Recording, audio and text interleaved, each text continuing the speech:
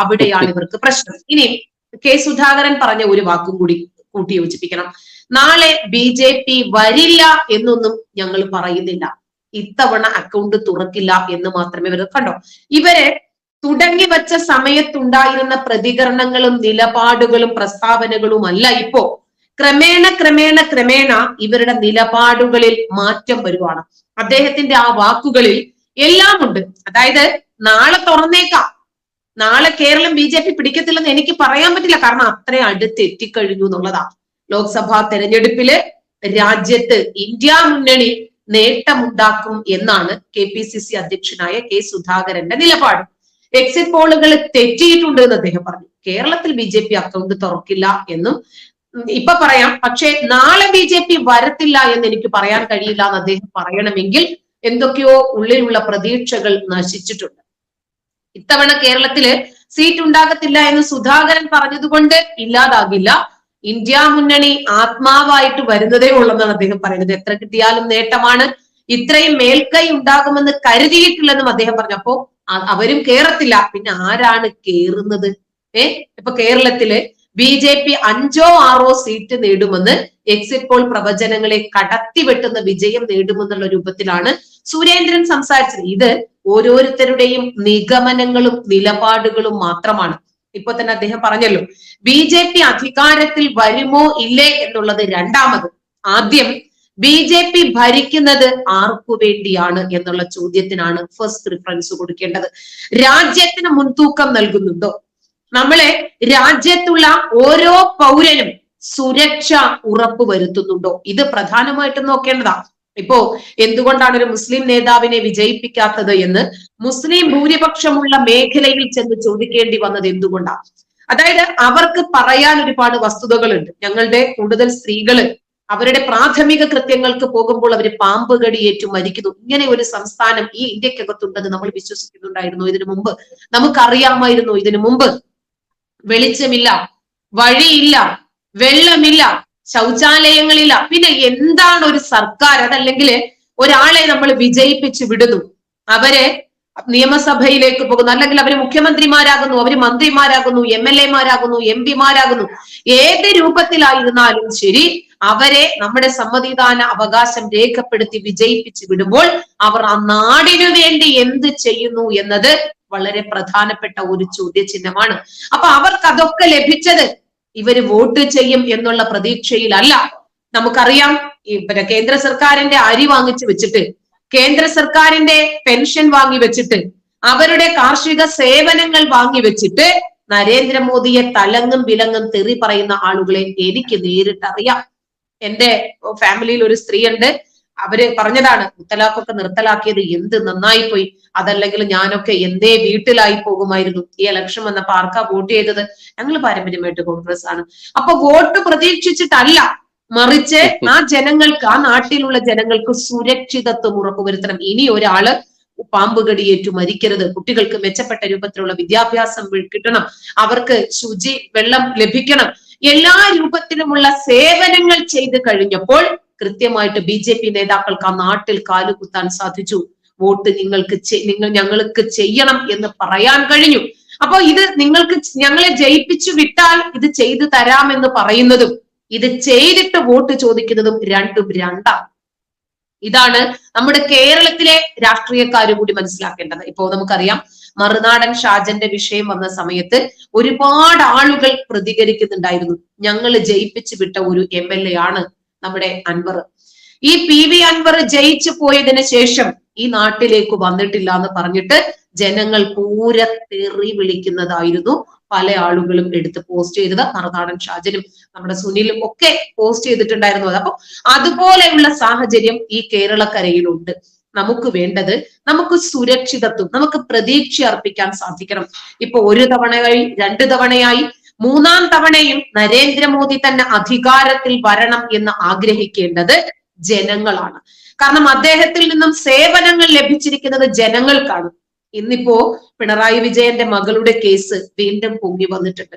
ഒന്ന് ആലോചിക്കണം, മക്കൾക്കു വേണ്ടി കോടിക്കണക്കിന് സമ്പത്തുകൾ ഉണ്ടാക്കി വെക്കാൻ വേണ്ടി ഒരു സാധാരണക്കാരന്റെ മകനായി ജനിച്ച ഒരു മുഖ്യമന്ത്രി ശ്രമിക്കുമ്പോൾ ഒരു മിഡിൽ ക്ലാസ്സിൽ ജീവിച്ച ഒരു മന്ത്രി എങ്ങനെയായിരിക്കും മക്കൾക്ക് വേണ്ടി ശ്രമിക്കുന്നത് എന്ന് ആലോചിച്ചാൽ മതി. ഉടുതുണിക്കും മറുതുണി ഇല്ലാതെ ഒരു നേരം പോലും വയറ് നിറച്ച് ഭക്ഷണം കഴിക്കാൻ ഇല്ലാത്ത സാഹചര്യത്തിൽ നിന്ന് വളർന്നു വന്ന ആളുകൾക്ക് മോള് ഇന്റർവ്യൂവിന് വന്നിരുന്ന് പറയാണ് 100 കോടിയൊന്നും ഇല്ല, അത്ര ഉണ്ടായിരുന്നെങ്കിൽ കൊള്ളാമായിരുന്നു എന്ന് ആഗ്രഹിക്കാറുണ്ട് എന്ന് പറയുന്നു. അങ്ങനെ നോക്കുമ്പോൾ ജനങ്ങൾ അവരെ കൃത്യമായിട്ട് നോക്കിക്കാണുന്ന ഒരു പ്രധാനമന്ത്രിയെ അദ്ദേഹത്തിന് പബ്ലിക് ഖജനാവിൽ നിന്നും എന്തെങ്കിലും കൈയിട്ട് വാരേണ്ടതുണ്ടോ? ഭാര്യയ്ക്കും മക്കൾക്കുമായി എന്തെങ്കിലും വീതിച്ചു നൽകേണ്ടതുണ്ട്? ഇപ്പോ അദ്ദേഹത്തിന് പ്രധാനമന്ത്രി പദം കിട്ടിയില്ല, ഒന്നും സംഭവിക്കാനില്ല, സുഖസുന്ദരമായിട്ട് അദ്ദേഹത്തിന് ഒന്നുമല്ലെങ്കിൽ ഒരു ദിവസം ഒരു 5 മണിക്കൂറെങ്കിലും ഉറങ്ങാനെങ്കിലും സാധിക്കും. ഉറക്കവുമില്ലാതെ അദ്ദേഹം വിശ്രമവുമില്ലാതെ ഈ രാജ്യത്തിനു വേണ്ടി അദ്ദേഹത്തെ എത്ര പേര് വധഭീഷണികൾ മുഴക്കുന്നുണ്ട്, എത്ര പേര് തന്തയ്ക്ക് വിളികളും തെറിവിളികളും കൊണ്ട് ഒരു പക്ഷേ ഇത്രയധികം പരിഹാസങ്ങളും വിമർശനങ്ങളും നേരിട്ട ഒരു പ്രധാനമന്ത്രി ലോക ചരിത്രത്തിൽ ഇതൊന്നും ശ്രദ്ധിക്കാനുള്ള സമയമില്ല. എന്റെ രാജ്യത്തെ ഞാൻ ഒന്നാമതെത്തിക്കാനുള്ള തിരക്കിലാണ്. എന്തുകൊണ്ടാണ് കാശ്മീരിൽ സമാധാനം പുനഃസ്ഥാപിക്കപ്പെട്ടത്? ആ മനുഷ്യൻ അദ്ദേഹത്തെ എത്ര കണ്ട് തെറി വിളിച്ചാലും ശരി, എത്ര കണ്ട് ചീത്ത പറഞ്ഞാലും ശരി, കാശ്മീരികൾ ഇനി അദ്ദേഹത്തിന്റെ തലയെടുക്കുമെന്ന് ഭീഷണിപ്പെടുത്തിയാലും ശരി, കാശ്മീർ ഇന്ത്യയുടെ ഭാഗമാണ്. അതുകൊണ്ട് അവിടുത്തെ ജനതയ്ക്ക് വേണ്ടുന്ന സുരക്ഷിതത്വം ഉറപ്പാക്കാൻ ഞാൻ ബാധ്യസ്ഥനാണ് എന്ന് ഒരു പ്രധാനമന്ത്രി അർപ്പണബോധത്തോടു കൂടി ഈ രാജ്യത്തെ മുന്നോട്ട് നയിക്കുന്നു. അദ്ദേഹത്തോട് വ്യക്തിപരമായി ഒരിക്കലും എനിക്കൊരു കാഴ്ചപ്പാടുമില്ല. ഒരുപക്ഷെ ഞാൻ ഒരു വിശ്വാസിയല്ല, അദ്ദേഹം ഒരു വിശ്വാസിയാണ്. അദ്ദേഹത്തിന്റെ വിശ്വാസം എന്നിൽ അടിച്ചേൽപ്പിക്കാത്തിടത്തോളം കാലം, അദ്ദേഹത്തിന്റെ വിശ്വാസം എന്റെ സ്വാതന്ത്ര്യത്തെ ഹനിക്കാത്തിടത്തോളം കാലം, എന്റെ ജനാധിപത്യ അവകാശങ്ങൾക്ക് വിഘാതം സൃഷ്ടിക്കാത്തിടത്തോളം കാലം അദ്ദേഹം നല്ല ഒരു പ്രധാനമന്ത്രിയാണ്. അപ്പൊ ജനങ്ങൾ അദ്ദേഹത്തെ 3ാം തവണയും തെരഞ്ഞെടുക്കേണ്ടത് എനിക്ക് നിങ്ങളുടെ സേവനം അനിവാര്യമാണ് എന്ന് തോന്നിയാൽ ഞാൻ വോട്ട് ചെയ്ത് അദ്ദേഹത്തെ തിരഞ്ഞെടുക്കും. എനിക്കതാണ് മനസ്സിലായത്. ഇപ്പോ നമുക്കറിയാം ടിപ്പു സുൽത്താൻ എന്ന് വിളിക്കപ്പെടുന്ന, എന്നാൽ ട്രോളുകാരൊക്കെ പട്ടി സുൽത്താൻ എന്ന് വിളിക്കുന്ന ഒരുത്തന്റെ പ്രൊഫൈൽ പിക്ചറും ഇട്ടുകൊണ്ട് സുൽത്താൻ സുൽത്താൻ എന്ന് പറയുന്ന ഒരു വ്യക്തി ഫേസ്ബുക്കിൽ കമന്റ് ഇട്ടതാണ്. നമ്മുടെ ഈ ലൈവ് 3 പ്ലാറ്റ്ഫോമിൽ പോകുന്നത് കൊണ്ടാണ് ഞാൻ ഫേസ്ബുക്കിൽ കമന്റ് ഇട്ടു എന്ന് പറയുന്നത്. അദ്ദേഹത്തിന്റെ കമന്റ് ഇവിടെ പ്രസക്തമായിട്ടുള്ള ഒരു കമന്റ് ആണ്. കാരണം ഒരു തികഞ്ഞ ഒരു ജിഹാദി സുഡാപ്പിയാണ് ഈ ഐഡിക്ക് പിറകിൽ എന്നുള്ളത് നമുക്ക് അറിയാൻ പറ്റും. ഹിന്ദുക്കൾ വികസനത്തിനും നന്മയ്ക്കും മതേതരത്വത്തിനും ഭരണഘടനയ്ക്കും വോട്ട് ചെയ്താൽ ഇന്ത്യ ജയിക്കും. ഇന്ത്യ ജയിക്കും എന്നുള്ളത് ഇന്ത്യ മുന്നണി ജയിക്കും, അതല്ലെങ്കിൽ UDF ജയിക്കും എന്നുള്ളതാണ് വ്യക്തമാക്കിയിട്ടുള്ളത്. ഹിന്ദുക്കൾ അമ്പലത്തിനും മണിപ്പൂർ മോഡലിനും വെറുപ്പിനും മതത്തിനും വോട്ട് ചെയ്താൽ BJP ജയിക്കും എന്നുള്ളതാണ് ഇവിടെ എടുത്തെടുത്ത് പറയേണ്ടതുണ്ട്. കാരണം ഇവിടുത്തെ ഹിന്ദു ഭൂരിപക്ഷ സമൂഹമായിട്ടുള്ള ഹിന്ദുക്കൾ വിചാരിച്ചിരുന്നെങ്കിൽ ഈ സുൽത്താൻ എന്ന് പറയുന്ന ഐഡിക്ക് പിറകിലിരിക്കുന്ന ഇസ്ലാമിക ജിഹാദിക്ക് ഒരിക്കലും ഇതുപോലുള്ള ഒരു കമന്റ് ഇടാനുള്ള അവസരം വേണമെന്നുണ്ടെങ്കിൽ അന്നും ഇന്നും ഈ ഭൂരിപക്ഷ ഹിന്ദുവായിട്ടുള്ള ഈ ഇന്നിപ്പോൾ ഭരിക്കുന്നത് പോലും ഭൂരിപക്ഷ ഹിന്ദുവിന്റെ വോട്ട് നേടിക്കൊണ്ട് തന്നെയാണ് എന്ന് ഈ ജിഹാദിക്കും അറിയാം. വേണമെന്നുണ്ടെങ്കിൽ നരേന്ദ്രമോദിജിക്ക് ഈ ജിഹാദിയെ പോലെയുള്ള ഇമാതിരി ഈ പുഴുക്കളുടെ ശബ്ദം നിർത്താനുള്ള നടപടികൾ ഇവിടെ എടുക്കാൻ പറ്റുമായിരുന്നു. പക്ഷെ ഇന്നും ഭാരതം ജനാധിപത്യ രാജ്യം തന്നെയായി നിലകൊള്ളുന്നത് ഈ ഭൂരിപക്ഷ ജനത ഇന്നും ഭൂരിപക്ഷമായി ഇരിക്കുന്നത് കൊണ്ട് തന്നെയാണ്. ഈ സുൽത്താൻ എന്ന് പറയുന്ന ഈ ജിഹാദിയുടെ കമ്മ്യൂണിറ്റിയിലുള്ള ആളുകൾ ഇവിടെ ഭൂരിപക്ഷമായി കഴിഞ്ഞാൽ എന്തായിരിക്കും പാകിസ്ഥാനിലും ബംഗ്ലാദേശിലും അഫ്ഗാനിസ്ഥാനിലും എന്ന് വേണ്ട ഇസ്ലാമിക രാജ്യമായിക്കൊണ്ടിരിക്കുന്ന UK അടക്കമുള്ള അതല്ലെങ്കിൽ ഒരുപാട് ക്രൈസ്തവ രാജ്യങ്ങൾ പോലും ആയിക്കൊണ്ടിരിക്കുന്ന എന്ന് വീണ്ടും പറയുന്നു. അവിടെയൊക്കെ ചെറിയ ശതമാനമായപ്പോൾ തന്നെ അള്ളാഹു അക്ബർ എന്നും വിളിച്ചുകൊണ്ട് ഞമ്മന്റെ മതം മാത്രം മതി, ഞങ്ങൾ മാത്രം മതി എന്ന സ്ഥിതിയിലേക്ക് ഓരോ വിദേശ രാജ്യങ്ങളും ആയിക്കൊണ്ടിരിക്കുന്നു. അതൊക്കെ അറിയുമ്പോൾ ഇവിടെ ഇന്ത്യയിൽ ഏറ്റവും കൂടുതൽ സമാധാനത്തോടുകൂടി ഇന്നും ഇവിടെ ന്യൂനപക്ഷ ജനത എന്ന ആ ഒരു ലേബലിൽ സകലമാന ആനുകൂല്യങ്ങളും കൈപ്പറ്റി എന്റെ സ്വതസിദ്ധമായിട്ടുള്ള ഭാഷ ഞാൻ ഉപയോഗിക്കേണ്ട എന്ന് കരുതിയതാണ് ഈ ലൈവിൽ. പക്ഷെ അതിവിടെ ഉപയോഗിച്ചേ പറ്റുകയുള്ളൂ. ന്യൂനപക്ഷം എന്ന് പറയുന്ന സകലമാന ആനുകൂല്യങ്ങളും കൈപ്പറ്റി നക്കിക്കൊണ്ട് ആ നക്കാൻ തന്ന കൈയിനെതിരെ തന്നെ കടിക്കുന്ന വിഷപ്പാമ്പുകളാണ് നീയൊക്കെ എന്ന് അറിഞ്ഞുകൊണ്ട് തന്നെയാണ് ഓരോ ഹിന്ദുവും ഇവിടെ നിന്നെയൊക്കെ തീറ്റിപ്പോറ്റുന്നത്. ഇനി നീ പറയുന്നുണ്ട് ഇവിടെ ഹിന്ദുക്കൾ വികസനത്തിനും നന്മയ്ക്കും മതേതരത്വത്തിനും ഭരണഘടനയ്ക്കും വോട്ട് ചെയ്താൽ ഇന്ത്യ ജയിക്കും എന്നുള്ളത്. എടോ, ഇതൊക്കെ ചെയ്തത് കൊണ്ട് തന്നെയാണ് നരേന്ദ്രമോദിജി 2 തവണ ജയിച്ചത്. ഇവിടെ 6.5 പതിറ്റാണ്ട് ഇവിടുത്തെ ഹിന്ദുക്കൾ ഒരു പക്ഷത്തെ പരീക്ഷിച്ചു നോക്കി. ആ പക്ഷത്തിന്റെ പേരായിരുന്നു ഗണ്ഡി കുടുംബം എന്ന് പറയുന്ന പക്ഷം. ആ ഗണ്ഡി കുടുംബം എന്തായിരുന്നു ഇവിടെ കാണിച്ചത് എന്ന് ചോദിച്ചു കഴിഞ്ഞാൽ അതിന് ഒരേ ഒരു ഉത്തരം നിനക്ക് തരാം. അത് അമേഠിയിൽ നിന്നും ഈ രാഹുൽ ഗണ്ഡി വയനാടൻ മലകൾ താണ്ടി കൊണ്ട് കേരളത്തിന്റെ ഇവിടെ നിന്ന് ജയിക്കാനുള്ള അവസ്ഥ എങ്ങനെ സൃഷ്ടിക്കപ്പെട്ടു എന്നത് മാത്രം മതി നിന്റെ ഈ ചോദ്യത്തിന്. ഹിന്ദുക്കൾ വികസനത്തിനും നന്മയ്ക്കും മതേതരത്വത്തിനും ഭരണഘടനയ്ക്കും വോട്ട് ചെയ്താൽ ഇന്ത്യ ജയിക്കും എന്നുള്ള നിന്റെ ആ പ്രസ്താവനയ്ക്കും അവർ വോട്ട് ചെയ്തത് അതിന് തന്നെയാണ്. അതുകൊണ്ട് തന്നെയാണ് നരേന്ദ്രമോദിജിയും അദ്ദേഹത്തിന്റെ 2 ടേമും കഴിഞ്ഞത് 3ാമത്തെ ടേമിലേക്കും കാലെടുത്ത് വെച്ചിരിക്കുന്നതും. ഇവിടെ ഇന്നും ഇപ്പോൾ എന്താ പറയാ കിട്ടാത്ത മുന്തിരി പുളിക്കും എന്ന് പറയുന്ന ആശയത്തോടു കൂടി ജീവിക്കുന്ന ഒരുപാട് ജിഹാദികളും കമ്മ്യൂണിസ്റ്റ് കോൺഗ്രസ് അനുഭാവികളൊക്കെ ഇവിടെ കമന്റ് ഇടുന്നുണ്ട്. ഒരിക്കലും നടക്കില്ല, നാളെ രാഹുൽ ഗാന്ധി റോയൽ ബ്ലഡ് ആണ് നാളെ ജയിക്കാൻ പോകുന്നത് എന്നൊക്കെ. നിന്റെയൊക്കെ ഈ ദിവാസ്വപ്നമുണ്ടല്ലോ, അത് കേരളം എന്ന് പറയുന്ന ഈ ഇട്ടാവട്ടം പാവയ്ക്ക പോലുള്ള ഇസ്ലാമിക ജിഹാദികളുടെ ഹബ്ബായി മാറിയിട്ടുള്ള ഇസ്ലാമിക ജിഹാദികൾ പുളയ്ക്കുന്ന ഈ നാട്ടിൽ ഇരുന്നു കൊണ്ട് മാത്രമേ നിനക്ക് ചിന്തിക്കാനാവുകയുള്ളൂ. ഈ നാട്ടിൽ കണ്ടുകൊണ്ട് മാത്രമേ നിനക്ക് ചിന്തിക്കാനാവുകയുള്ളൂ. പക്ഷെ ഒട്ടക്കിണറ്റിലെ തവളയാവാതെ നീ കേരളം വിട്ടുകൊണ്ട് പുറത്തേക്കൊന്ന് പോവുക. ആ പുറത്ത് പോകുമ്പോൾ നീ UP അടക്കമുള്ള ഗുജറാത്ത് അടക്കമുള്ള സംസ്ഥാനങ്ങളിൽ നീയൊക്കെ എന്തിനും ഏതിനും പറയുന്ന സംസ്ഥാനങ്ങളാണല്ലോ ഉത്തർപ്രദേശും ഗുജറാത്തും. ആ ഗുജറാത്തിലും UP യിലുമുള്ള മുസ്ലിങ്ങളോട് തന്നെ നീ ചെന്ന് ചോദിക്കുക, എന്താണ് അവിടുത്തെ അവസ്ഥ? എങ്ങനെയാണ് ഉത്തർപ്രദേശിലെ യോഗി ആദിത്യനാഥ് വരും ജയിച്ചത്? അദ്ദേഹത്തിന് ഇവിടെ മുസ്ലിങ്ങൾ ഭൂരിപക്ഷമായിട്ടുള്ള സ്ഥലങ്ങളിൽ പോലും എങ്ങനെയാണ് അദ്ദേഹത്തിന്റെ ആ പാർട്ടി അതല്ലെങ്കിൽ BJP ജയിച്ചത് എന്നുള്ളതിന് ഉത്തരം നിനക്ക് കിട്ടും. ഇനിയോ ഇവിടെ പറയുന്നു ഹിന്ദുക്കൾ അമ്പലത്തിനും മണിപ്പൂർ മോഡലിനും. മണിപ്പൂർ എന്ന് പറയുന്ന ആ ഒരു വംശഹത്യ, ആ 2 വംശങ്ങൾ തമ്മിലുള്ള അതല്ലെങ്കിൽ 2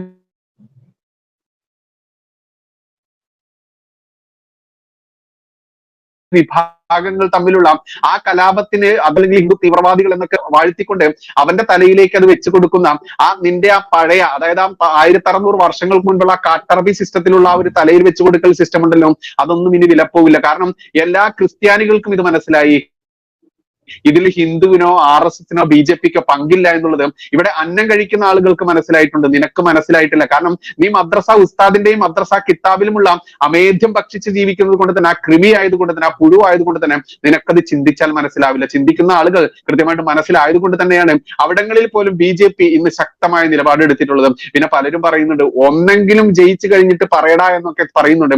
നിങ്ങളോട് ചോദിക്കാനുള്ള അടൽ ബിഹാരി വാജ്പേയി എന്ന് പറയുന്ന BJPയുടെ സമുന്നത നേതാവുണ്ട്.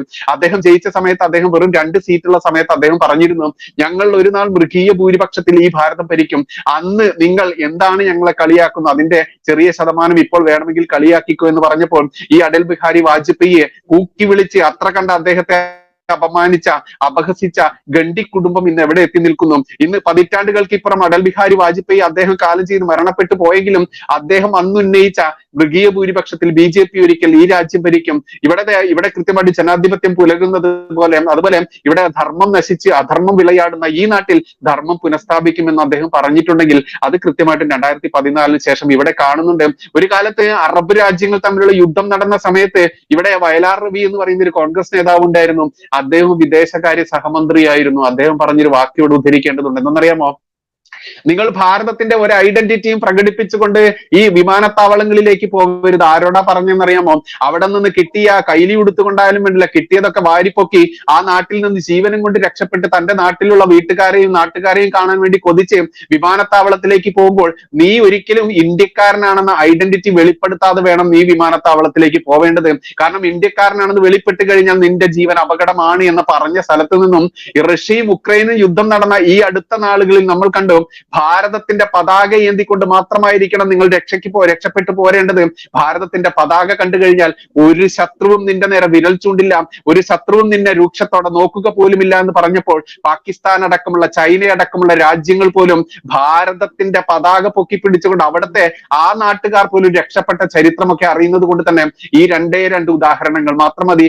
എന്താണ് ഇവിടെ ഹിന്ദുക്കൾ വികസനത്തിനും നന്മയ്ക്കും മതേതരത്വത്തിനും ഭരണഘടനയ്ക്കും വോട്ട് ചെയ്തതെന്നും ആ വോട്ട് കൊണ്ട് ജയിച്ച നരേന്ദ്രമോദിജി ഈ നാട്ടിൽ, ഈ നാടിന് വേണ്ടി, ഈ ലോകത്തിന് വേണ്ടി നമ്മുടെ ഭാരതത്തെ എത്ര കണ്ട് ഉയർത്തി എന്നുള്ളത് അറിയണമെന്നുണ്ടെങ്കിൽ ഒരു നേരമെങ്കിലും അന്നം കഴിക്കുക. നീ തിന്നുന്ന ആ മതക്കിത്താബുണ്ടല്ലോ അത് മാറ്റിവെച്ച് അതിലെ ആ കൃമി തിന്നുന്ന അമേദ്യം തീറ്റ നിർത്തി നീ ഇതെങ്കിലും ചെയ്യുക. അപ്പോൾ നിനക്കുള്ള ഉത്തരം കിട്ടും. എന്തായാലും വലിയൊരു സെഷൻ തന്നെ, ഗംഭീരമായ രാഷ്ട്രീയ സെഷൻ തന്നെ നമ്മളെ ഇന്ന് ചൊറിയാതെ വയ്യയിലേക്ക് കൊണ്ടുവന്നത് നാളെ ഒരു ചരിത്ര മുഹൂർത്തം തന്നെയാണ്. കാരണം 3ാമതും കിരീടധാരണത്തിലേക്ക് അടുക്കുന്ന BJP എന്ന് പറയുന്ന കക്ഷി, അതല്ലെങ്കിൽ NDA എന്ന് പറയുന്ന കക്ഷി, നരേന്ദ്രമോദി എന്ന് പറയുന്ന ഒരു ലോക നേതാവ്, അദ്ദേഹം ആ ഒരു കിരീടധാരണത്തിലേക്ക് അടുക്കുമ്പോൾ അതിന്റെ ആഘോഷത്തിന് വേണ്ടി ഇന്ന് തന്നെ പൂക്കൾ പോലും സമാഹരിച്ചു വെച്ചിരിക്കുന്ന വെച്ചിരിക്കുന്നു, താമരപ്പൂക്കൾ പോലും സമാഹരിച്ചു വെച്ചിരിക്കുന്നതെന്നാം ആ ഒരു യഥാർത്ഥ ഒരു റിപ്പോർട്ടുകളൊക്കെ പുറത്തു വരുമ്പോൾ ഇവിടെ രാഷ്ട്രീയ തിമിരം മൂത്ത മതവർഗീയത മൂത്തിട്ടുള്ള ഇന്ന് നമ്മുടെ രാജ്യത്തിന്റെ പുരോഗതിയല്ല, രാജ്യം തകർന്നാലും വേണ്ടില്ല, ഞമ്മക്ക് ഞമ്മന്റെ മതമാണ് വലുത് എന്ന് ആ ചിന്തിച്ച് നടക്കുന്ന ആളുകൾക്കുള്ള ഉത്തരം തന്നെയാണ് നാളത്തെ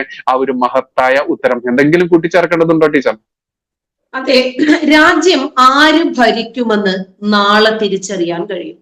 ലോക്സഭാ തെരഞ്ഞെടുപ്പിലെ വോട്ടെണ്ണല് നാളെ നടക്കുന്നു, പുരോഗമിക്കുമെന്ന് തന്നെ നമുക്കറിയാം. രാവിലെ 8 മണി മുതൽ വോട്ട് എണ്ണി തുടങ്ങുന്നു. ആദ്യം പോസ്റ്റൽ ബാലറ്റ്, പിന്നീട് ഇലക്ട്രോണിക് വോട്ടിംഗ് മെഷീനിലെ വോട്ടുകളും എണ്ണും. ആദ്യ മണിക്കൂറുകളിൽ തന്നെ ഏതാണ്ട് ആരാണ് ലീഡ് ചെയ്യുന്നത് എന്ന ട്രെൻഡ് നമുക്ക് വ്യക്തമാകും. വോട്ടെണ്ണൽ ദിവസത്തിലെ ക്രമീകരണങ്ങൾ വിശദമാക്കുന്നതിന് വേണ്ടി തെരഞ്ഞെടുപ്പ് കമ്മീഷൻ ഇന്ന് 12:30 തന്നെ വാർത്താ സമ്മേളനം വിളിച്ചിട്ടുണ്ടായിരുന്നു. നമ്മളത് കണ്ടതാണ്. വോട്ടെണ്ണലിലെ സുതാര്യത ആവശ്യപ്പെട്ട് ഇന്ത്യ സഖ്യത്തിനെതിരെ BJPയും നൽകിയ പരാതികളിൽ കമ്മീഷൻ പ്രതികരിക്കുമെന്ന് തന്നെയാണ് പ്രതീക്ഷ. അതേസമയം രാജ്യത്ത് വീണ്ടും മോദി തരംഗം എന്നാണ് കഴിഞ്ഞ ദിവസം എക്സിറ്റ് പോൾ ഫലങ്ങൾ പുറത്തു വന്നത്. NDA മൂന്നാമതും അധികാരത്തിലെത്തുമെന്നും BJP ഒറ്റയ്ക്ക് ഭൂരിപക്ഷം നേടുമെന്നും ഭൂരിപക്ഷം സർവേകളും പ്രവചിക്കുമ്പോൾ കുരുക്കൾ പൊട്ടുന്നത് ആർക്കാണെന്ന് നമുക്കറിയാം. അത് എന്തുകൊണ്ടാണെന്ന് നമുക്കറിയാം. ഇന്ത്യ സഖ്യം 200 കടക്കില്ലെന്നും പ്രതിപക്ഷ നേതൃസ്ഥാനം കിട്ടിയേക്കുമെന്ന് കോൺഗ്രസിന് ആശ്വസിക്കാമെന്നും സർവേകൾ പ്രവചിക്കുന്നുണ്ട്. തെക്കേ ഇന്ത്യയിലും മികച്ച സാന്നിധ്യമായി BJP മാറാമെന്ന് തന്നെയാണ് സർവേകൾ. NDA 353 മുതൽ 368 വരെ സീറ്റുകൾ നേടുമെന്നാണ് റിപ്പബ്ലിക് മാട്രിക്സ് എക്സിറ്റ് പോൾ പ്രവചിക്കുന്നത്. ഇന്ത്യ സഖ്യം 118 സീറ്റ് മുതൽ 133 സീറ്റ് വരെയും മറ്റുള്ളവര് 43 മുതൽ 48 വരെ സീറ്റുകൾ നേടുമെന്നും റിപ്പബ്ലിക് മാട്രിക്സ് പ്രവചിക്കുന്നുണ്ട്. NDA 362 മുതൽ 392 വരെ സീറ്റുകൾ നേടുമെന്നാണ് ജൻ കി ബാത്ത് പ്രവചിക്കുന്നത്. അപ്പൊ ഇങ്ങനെ പല രൂപത്തിലുള്ള പ്രവചനങ്ങൾ കേൾക്കുമ്പോൾ സ്വാഭാവികമാണ്, അയ്യോ ഞങ്ങൾ പ്രതീക്ഷിച്ചിരുന്നു, ഞങ്ങൾക്ക് കിട്ടത്തില്ല, ഒരിക്കലും കിട്ടില്ല എന്നും അതുപോലെ ചാണകങ്ങൾ എന്നും വിളിച്ച് പരിഹസിച്ചിരുന്ന ആളുകൾ കയറി വരുമ്പോൾ സ്വാഭാവികമാണ് ഈ കുരുക്കൾ ഇത് പൊട്ടിത്തന്നെ തീരണം.